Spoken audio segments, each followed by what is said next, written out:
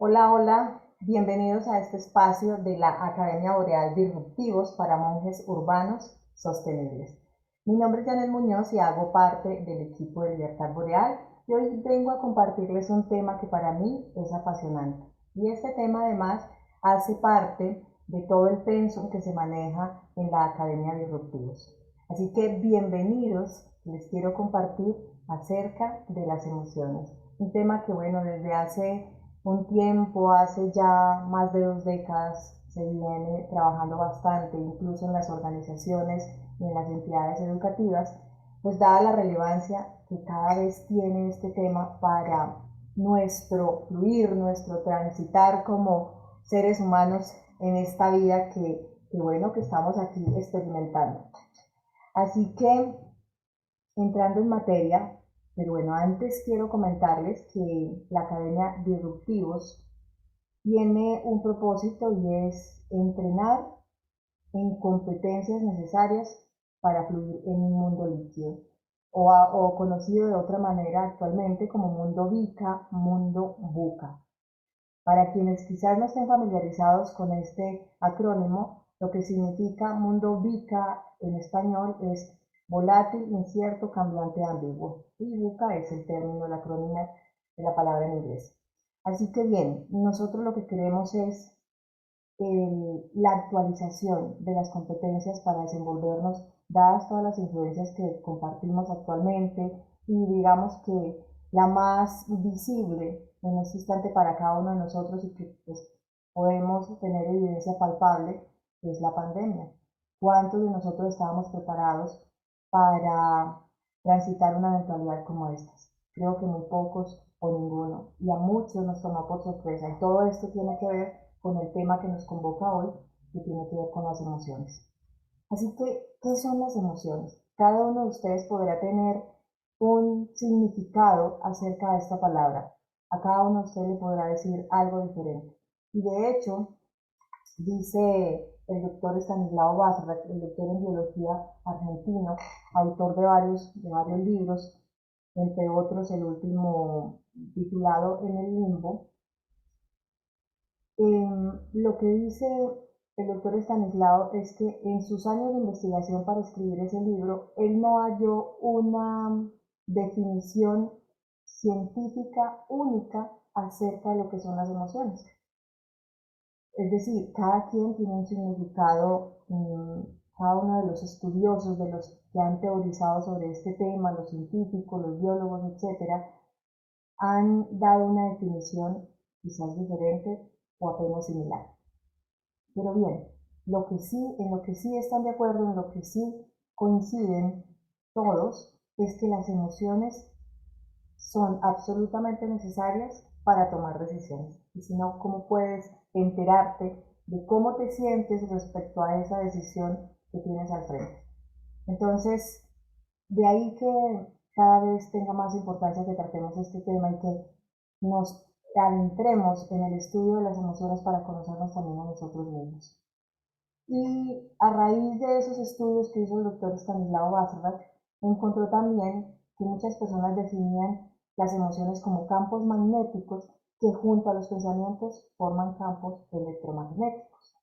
Y para mí eso está ligado a las expresiones que escuchamos muchas veces que es tus pensamientos construyen tu realidad.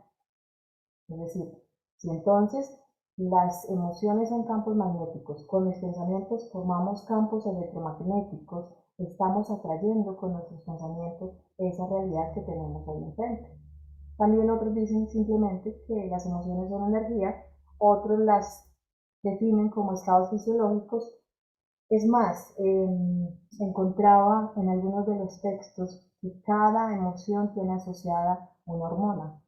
Por lo tanto, si estamos viviendo en una sola emoción de manera permanente, estamos entonces segregando dicha hormona permanentemente en el cuerpo. Y si vamos a la frase que escuchamos que todo extremo es malo, pues podemos entonces ya deducir qué puede pasar en nuestro organismo cuando permanentemente estamos segregando la misma hormona. Por ejemplo, el cortisol. Quizás hayan escuchado de los de la sobredosis de cortisol o la intoxicación con el cortisol. Por ejemplo, a la doctora Marian Rojas Estapé le he escuchado ese término de cómo nos intoxicamos a partir del cortisol. Bien, entonces, terminando aquí con las definiciones de qué son las emociones, otros también han dicho que son reacciones conductuales subjetivas producidas por información proveniente desde dentro de nosotros, ¿sí? A raíz de nuestros pensamientos, de nuestras creencias. Cuando hay algún estímulo, se genera determinada emoción. ¿Qué quiere decir eso? Que son esas reacciones conductuales a partir de lo que pensamos o de lo que estamos viendo. Genera ciertas reacciones en nosotros. Bien, definiciones encontramos muchísimas. Lo importante es cómo identificamos ese tipo de reacciones en nosotros o cómo identificamos esa energía en nosotros para saber qué nombre le podemos dar. Entonces, ¿para qué nos sirven las emociones? Y aquí los quiero invitar a que cada quien en este instante se pregunte ¿para qué nos sirven las emociones? Mientras yo me tomo un sorbito de agua. ¿Para qué nos sirven? Si tomamos en cuenta las definiciones que les he compartido, y más allá, dentro de nuestra propia experiencia, ¿a mí para qué me puede servir la emoción? Les decía hace un momento que dentro de los estudios del doctor Basrak encontró que en lo que sí se pusieron de acuerdo los científicos es que sin emociones es complejo tomar decisiones. Pero hay otros, digamos, yo les llamo estudiosos o que teorizan sobre el tema, que dicen que jamás estamos sin emoción. El hecho de decir no siento nada es una emoción también. Entonces, sí o sí, las emociones nos transitan, sí o sí están con nosotros de manera permanente. Entonces, ¿para qué me sirve conocer una emoción? Me sirve para conocerme a mí mismo y de esa manera poderme relacionar mucho mejor y mucho más eficiente con el otro. Dentro de los estudios acerca de este tema, se ha llegado a concluir que existen unas emociones básicas. Por ejemplo, Paul Ekman hablaba de 5 emociones. Esta clasificación de 6 emociones la tiene Susanna Block en uno de sus, bueno, la tiene definida en su método llamado Alba Emoting. Susanna Block es una escritora chilena con raíces alemanas también que ha desarrollado este método alrededor del mundo y en esencia ha estado trabajando a partir de sus escritos y a partir de su metodología desde Francia. Y ella ha definido que son 6 emociones: la alegría, la tristeza, el enojo, el miedo, y 2 formas básicas de amor. Por lo tanto, define el amor erótico o el erotismo como una emoción y la ternura como la 6ª emoción. Si lo vemos de manera más concreta, creo que tenemos 5 emociones también definidas aquí como emociones básicas. ¿Y por qué se les llaman emociones básicas? Porque son los comportamientos o códigos, por así decirlo, códigos biológicos que se han visto de manera común o comportamientos biológicos universales en cualquier persona del mundo. Es decir, si vamos a mirar las expresiones de los africanos, si vamos a mirar las expresiones de los europeos, de los americanos, hay unas expresiones que son comunes en todos nosotros como seres humanos. Por lo tanto, esas las definieron como emociones básicas. Dado que la emoción está implicando reacciones en el cuerpo, reacciones características en el lenguaje, en la forma de pensar, en las expresiones, en la energía, y encuentran esas características comunes en estas emociones, entonces han definido que hay una parrilla de emociones básicas. Así como los colores, tenemos los colores primarios, también tenemos unos colores secundarios y terciarios. En las emociones sucede lo mismo. Cuando tú haces mezcla de emociones, encuentras un resultante a las que se les llaman emociones secundarias o mixtas o emociones terciarias, como las define también Robert Plutnik, que ya les voy a mostrar la gráfica que él ha creado a partir de sus estudios. Bien, también hay unas emociones llamadas emociones culturales, que son constructos que se han definido a partir de las experiencias de cada región o de cada cultura. Aquí les quiero mostrar unos ejemplos. Por ejemplo, Abimán es un compuesto de pena, de tristeza y de ira. Y es esa ira causada porque alguien de quien esperamos un trato cariñoso nos lastima. Y no es una definición reciente, esto viene desde los textos Vedas y que es la base del hinduismo. Abimán. Pero si nosotros, por ejemplo, en América, y específicamente en Colombia, nos hablan de Abimán, antes de escuchar esto, pues no nos dice nada, definitivamente. Por lo tanto, se clasifica como cultural. Amae se refiere a ese sentimiento que tenemos cuando nos sentimos cuidados, cuando nos sentimos queridos, una sensación de entrega temporaria en ese estado de confianza. Quiere decir que sentimos Abimae o estas personas en el Japón sienten esa sensación que la definen como Abimae porque están junto a esa persona de la cual esperan ese amor, ese cuidado o se sienten en presencia de esa persona de esa manera. Es tanto así que ya dan el amor por hecho. Y dicen los escritos que a veces lo dan tanto por hecho que ni siquiera dan las gracias por eso que ya han recibido, por esa relación que tienen con esa persona. Entonces dan el amor del otro por sentado. Está el abumbuk, que es abumbuk, el vacío que se siente cuando los invitados se van. Esto es una construcción también que han hecho en el pueblo Bainín de Papúa, en Nueva Guinea. Y dice la historia que me parece es bastante interesante. Definen este sentimiento o esta emoción, Abumbuk, la definen como ese vacío que deja el visitante después de haber compartido con ellos y lo relacionan con una energía de la cual se tienen que deshacer para poder continuar con sus labores cotidianas, específicamente en la agricultura. ¿Qué hacen entonces cuando el visitante se va para no sentir esa tristeza o ese augumbuk, ese vacío? En la noche dejan un recipiente con agua para que ese agua absorba las energías que han quedado del visitante y al día siguiente se levantan y van y lo arrojan en la raíz de un árbol. Y de esa manera ya pueden continuar tranquilos y liberados. Todo construcción cultural. Nosotros, si nos hablan de Abumbuk, vuelvo y repito, no nos dice nada, porque no está en nuestra cultura esa construcción.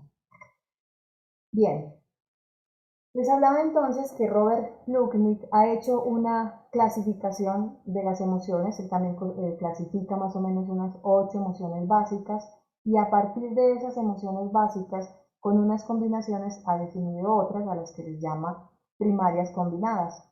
Por ejemplo, tenemos entonces que si combinamos la alegría y la confianza, creamos el amor. Si combinamos la confianza y el miedo, creamos sumisión. Si combinamos miedo y sorpresa, creamos susto o temor. Bien, aquí tenemos entonces la clasificación de esas emociones primarias. Algunas, ¿no? Entonces les decía, alegría más confianza es amor. No les voy a leer todas, pero sí lo pueden ustedes observar aquí en pantalla. Por ejemplo, el miedo y la sorpresa que nos crea una sensación de alarma, de un estado de alerta. La sorpresa y la tristeza crea decepción. Bien, ahora ustedes podrán pensar, pero a mí ¿para qué me sirve esto? Pues imaginen cuando se encuentran una persona o ustedes mismos y se preguntan, pero ¿qué es lo que estoy sintiendo? ¿Cómo me siento en este momento? Bueno, me siento de determinada forma, le podemos dar un nombre X para definir eso que estamos sintiendo. Pero para hacernos entender es todavía más complejo cuando no sabemos cómo la percibimos en nuestro cuerpo. Entonces, si yo sé que lo que estoy sintiendo en este momento es una sensación entre alegría, pero me siento confiado, entonces es una sensación o una emoción de amor. Si yo lo que estoy sintiendo es una alegría con anticipación, como cuando me estaba preparándome para estar aquí frente a ustedes, quiere decir que estoy en optimismo. Bien, ahora Y mientras estamos en esas emociones que nos aperturan, que nos abren posibilidades, todo maravilloso. El asunto es que si permanecemos en una sola emoción durante mucho tiempo, se convierte en un estado de ánimo. Y puede ser estado de ánimos que nos abran posibilidades, pero estados de ánimos que nos cierran posibilidades. Imaginen que siempre esté con ira y con anticipación. ¿Qué sucede ahí? Estoy creando una emoción de agresión. ¿Y cómo voy a ir a gestionar esta emoción de agresión antes de reunirme con una persona, por ejemplo? O entendiendo que ciertas emociones me están segregando ciertas sustancias en el organismo que lo puedo estar eh, contaminando, entonces comprendo también que debo gestionar esa emoción. Pero ¿cómo la voy a gestionar para transformarla, para transmutarla? Conociendo de qué se trata, y de esa manera puedo comprender cuál es la mejor herramienta con la que puedo ir a hacer esa transformación. Veamos entonces que también tenemos emociones combinadas de forma secundaria. Cuando yo combino la alegría y la ira, obtengo el orgullo. Cuando combino la confianza con la sorpresa, obtengo la curiosidad. Hay unas que quizás sea mucho más fácil comprender, identificar algunas emociones, pero hay otras que nos quedan un poco más complejas identificar, y para ello se requiere un conocimiento o un entrenamiento más profundo. Veamos entonces, por ejemplo, la vanidad. ¿Qué les dice a usted la vanidad? Simplemente, bueno, en mi cultura, por ejemplo, pues entendemos que, ay, no, refiriéndonos a las mujeres, qué mujer tan vanidosa, y quizás es calificado de manera negativa el hombre al que lo veamos o lo califiquemos como vanidoso, o a la mujer que califiquemos como vanidosa. Sin embargo, ahí queda, simplemente con esa palabra, con esa expresión, por una imagen que estamos viendo de esa persona. Pero si fuésemos a identificar qué hay biológicamente en la emoción de la vanidad, o como estado orgánico, por así decirlo. Entonces, entendemos que en la vanidad hay una pizca de enojo o de ira, de molestia, con un poco de alegría. ¿Sí? Y algunos dicen, por ejemplo, Susana Bloch en sus conversaciones con Maturana, hablaban sobre esta emoción y decían que también tiene una mezcla, un elemento erótico. ¿Sí? Así que se refiere a esa composición llamada vanidad, se refiere a una mezcla más o menos de tres emociones. Y si nosotros en nuestro desconocimiento no llegamos a la raíz de esa composición, nos queda difícil gestionar. Es decir, ustedes dirán, bueno, pero qué de malo tenemos ser vanidosos. ¿Para qué necesitamos gestionar esa emoción? Y repito, emoción sostenida, estado de ánimo construido. Y hay algunos estados de ánimos que no generan posibilidad en el ser humano. Bueno, pero eso es un tema que se abordará quizás en otra sesión acerca de los estados de ánimo. Por lo pronto, decirles o dejarles aquí que parte del conocimiento de nosotros mismos es conocer las emociones, cómo se nombran, cómo se generan, para saber cómo podemos expresarnos y cómo podemos relacionarnos con los demás. Y tenemos, bueno, un nivel 3 también en la combinación de las emociones, y de esa manera podemos estar obteniendo una gama y una riqueza impresionante en nuestra forma de sentir, en nuestra forma de fluir en este cuerpo físico y en la forma mental y espiritual. Ahora, ¿cómo impacta en el ser humano una gestión inadecuada de las emociones?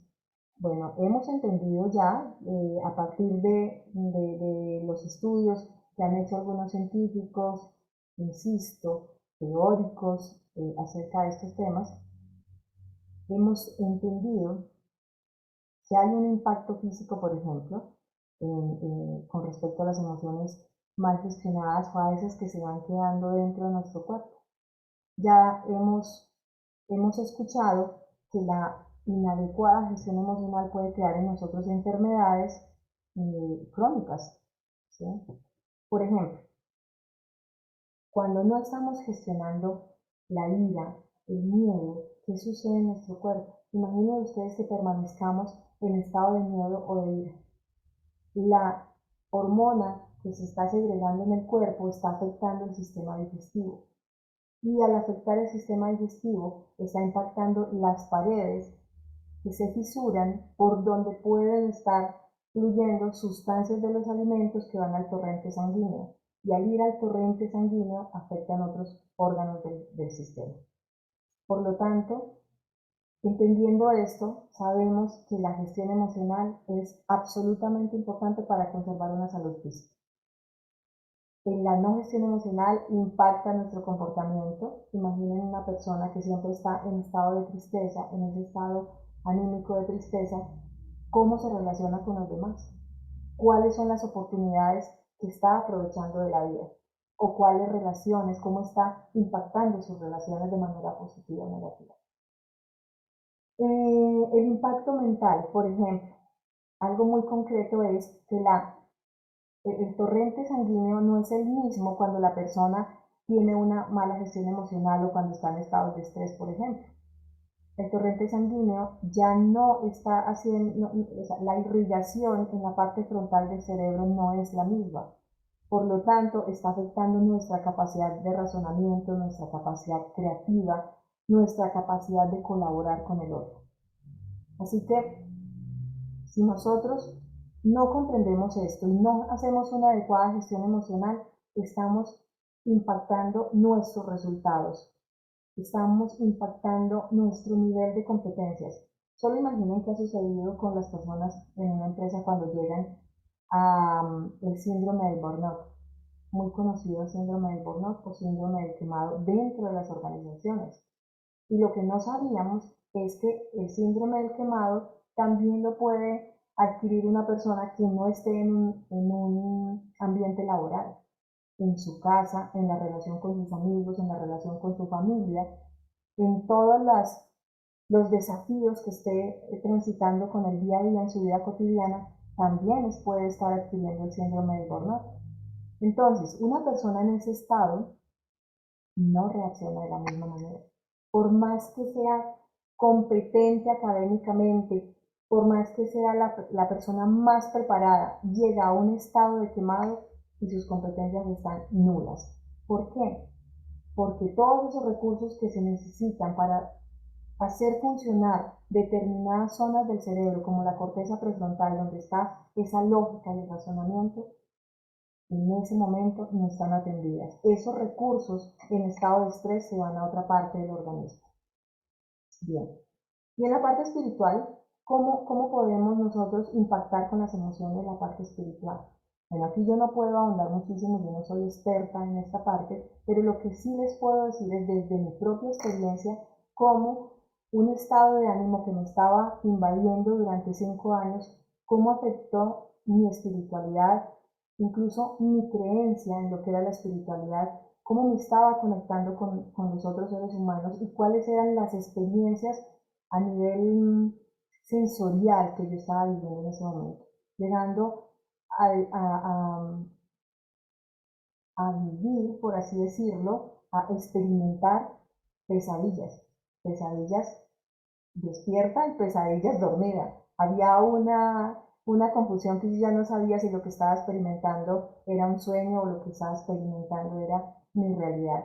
Y todo esto por una inadecuada gestión emocional. Todo lo que me estaba impactando en ese momento estaba relacionando, está relacionado con mi estado físico, con mi estado emocional y mi estado espiritual. Después de que hice toda esta transición, todo un trabajo para gestionar mis emociones y recomponer ciertas conexiones energéticas en mí, pude entonces tener mucho más claridad y ya dejar de transitar eso a lo que yo le estaba llamando pesadillas. Así que esto no, para mí, yo no lo puedo demostrar de manera científica en este instante, pero si ustedes quieren ahondar un poco más en el tema, podrán encontrar de lo que les estoy hablando, el sustento de lo que les estoy hablando.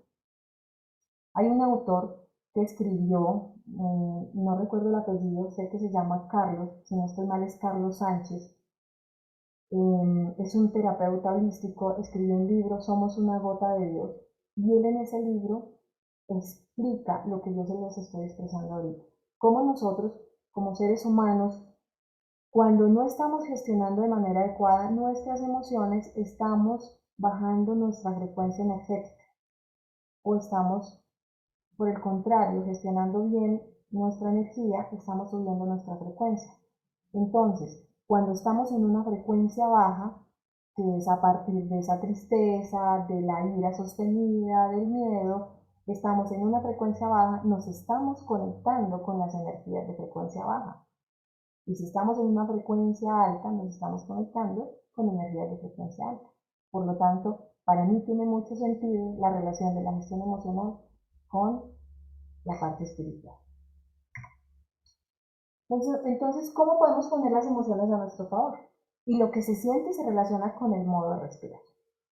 Y de esto es lo que les quiero hablar un poquito, darles un par de ejemplos.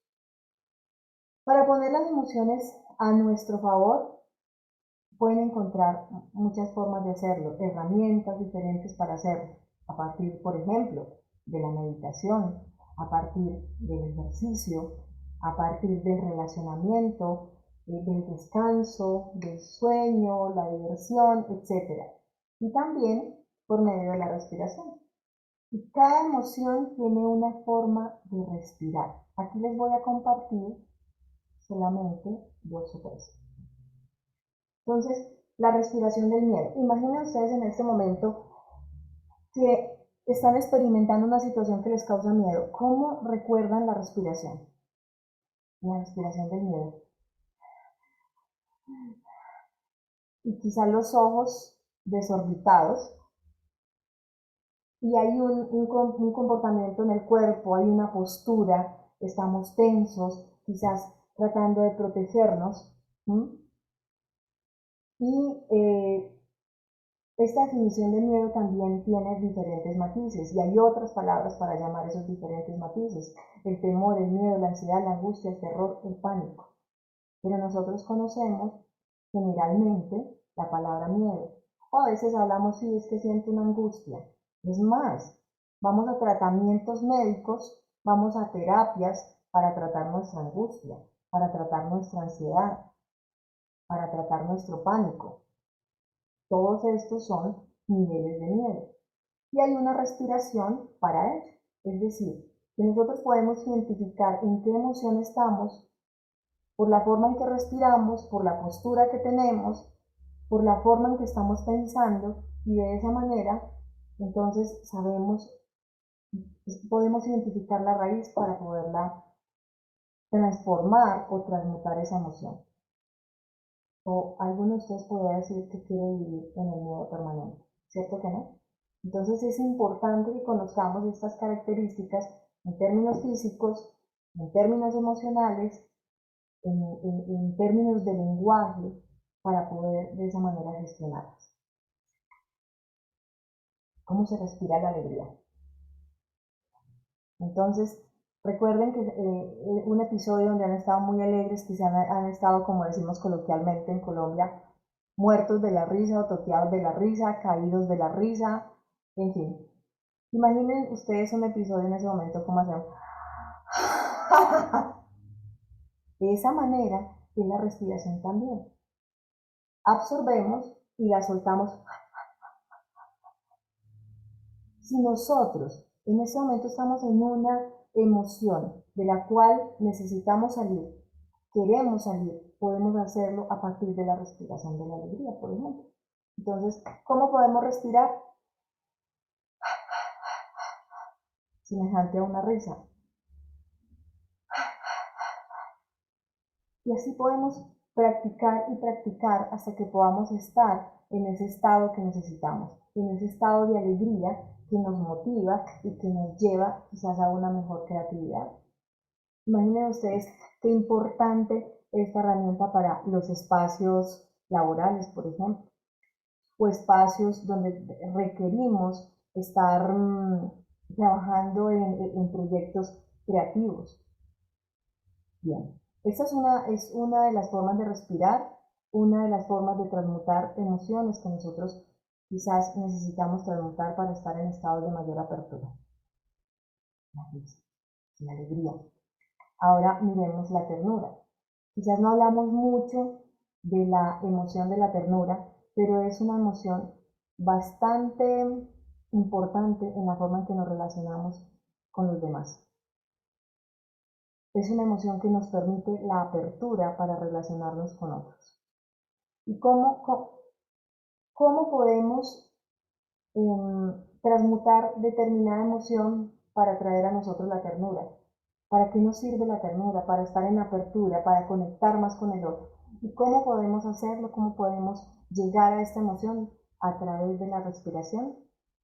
Imaginen ustedes que están frente a la mascota, frente a un hijo o frente a esa persona que les causa esa emoción que ya conocemos culturalmente con el nombre de ternura.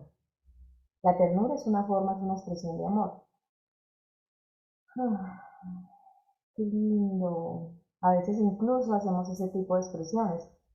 Inspiramos, expiramos regularmente, un poquito más lento, en el estado neutro de respiración, y hacemos. A veces incluso hasta con esa expresión, con ese leve sonido, incluso hasta ladeando un poco nuestra cabeza en una expresión de ternura. ¿Para qué nos sirve esto? Yo imagino situaciones como cuando vamos a una empresa a hablar con un cliente, eh, quizás un cliente que nos irrita, y si nosotros podemos prepararnos antes de llegar a ese espacio, quizás una respiración de la ternura podría servir para acercarnos a esa persona. Bien, cada quien en su momento le dará el uso más pertinente, el uso más adecuado para lograr el resultado que quiera lograr. Ahora, ¿por qué es importante que conozcamos de todas estas emociones? ¿Por qué es importante o para qué es importante? Para ponerlas a nuestro favor. Y les repito, una forma de poner estas emociones a nuestro favor es a partir de la respiración. Bien, este es, digamos, uno de los temas que nosotros compartimos dentro de la academia, Academias Disruptivos para Monjes Urbanos y Sostenibles. ¿Dónde nos encuentran? Nos encuentran en, en el pabellón, permítanme un segundo, ya les digo exactamente en cuál pabellón nos encuentran. Nos encuentran en el pabellón A, en el stand 2 de Libertad Boreal. Ahí nos encuentran también en las redes sociales, por ejemplo en Instagram, Libertad Boreal, en Facebook, Libertad Boreal. También nos pueden encontrar telefónicamente en el 320-316-8247, 320-271-8509, teléfono de Colombia para quienes nos vean desde otros países con el 57 antepuesto. Así que bueno, nos pueden encontrar por ahí por las redes sociales, en este stand, repito, y para nosotros es un placer, es un verdadero honor poder compartir con ustedes este tema acerca de las emociones y otros temas que componen todo el pensum académico de la Academia Disruptivos para Monjes Urbanos Sostenibles, de manera que podamos fortalecer como líderes en este mundo nuestras competencias para transitar en un mundo VICA, como les decía al principio. Así que bienvenidos, estamos iniciando programa en abril. Por las redes sociales vamos a compartir la fecha, pero es iniciando el mes de abril. Así que esto está imperdible. Los esperamos. Bienvenidos todos.